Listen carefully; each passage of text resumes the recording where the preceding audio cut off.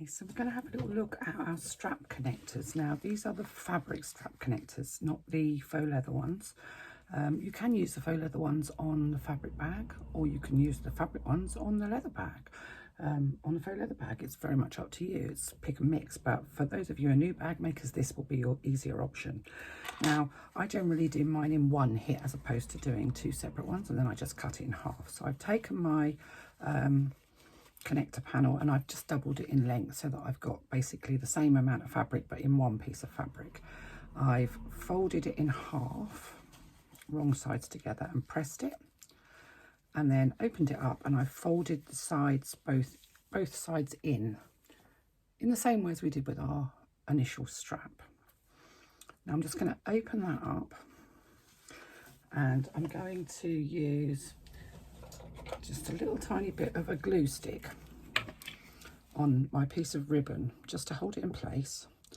Now I don't have any 3/4 inch ribbon, I only have 1/2 inch ribbon, and it doesn't really matter what colour it is, it's just to give this a little bit of strength but without adding too much in the way of thickness. I'm just going to kind of stick my bit of ribbon in the middle and fold those sides back over it. So that just gives it a bit of extra strength. Then I'm going to do the stitching in exactly the same way as I did my strap. So I'm going to do, let's just reduce my stitch length a little bit, 1/4 inch away from one folded side.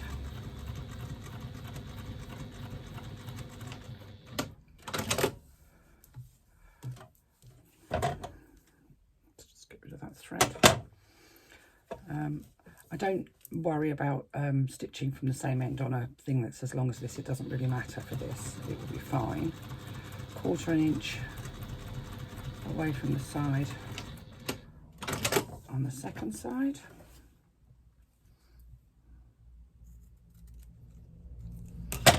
And then that line of stitching that's 1/8 of an inch away from the side.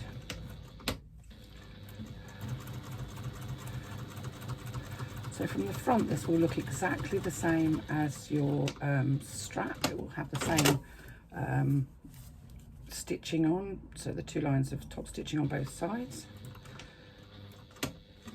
But it will be a little thinner because we don't want too much bulk in the top of our bag. It just makes it more cumbersome to do the top stitching. Let's just get rid of all my stray ends. So you can see on the back there, it's still open. That's not going to be a problem because that's going to be within the fold. And your ribbon is now secure because it's caught in the stitching.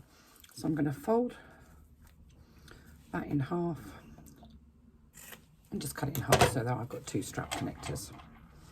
I'm going to thread my D-ring onto my strap connector and have it about halfway.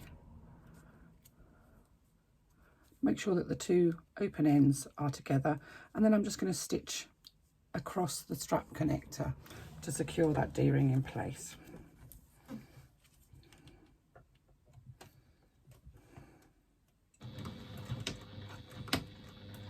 Just one back stitch at the beginning, one at the end.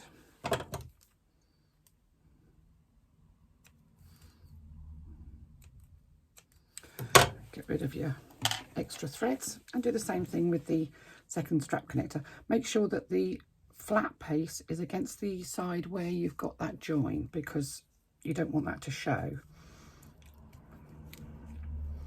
So just fold it over, and again stitching. Now if you prefer to make your strap connectors longer, you can do. On this instance, I've actually made mine a fraction shorter because I literally had only a little bit of this fabric left. So mine are just a little bit shorter, and that's not a problem. As long as you've got enough to be able to fit them to the side of the bag, you'll be fine. They just need to be 1 inch wide. That's the most important thing. So you could make them longer if you wanted to. So that's my two strap connectors with my hardware fitted. Now if you don't have D-rings, you can use rectangles on these. it means you won't need swivel clips on your main strap. So it's probably less hardware if you do rectangles, but I just like, I think because she's such a simple bag, I think adding D-rings and swivel clips just gives you a little bit of extra bling bling. So that's my strap connectors completed, and I'm going to pop those with a clip over here with my coiled up strap so that I know where they are when I need them. And I will come back to you and we will look at our zipper preparation.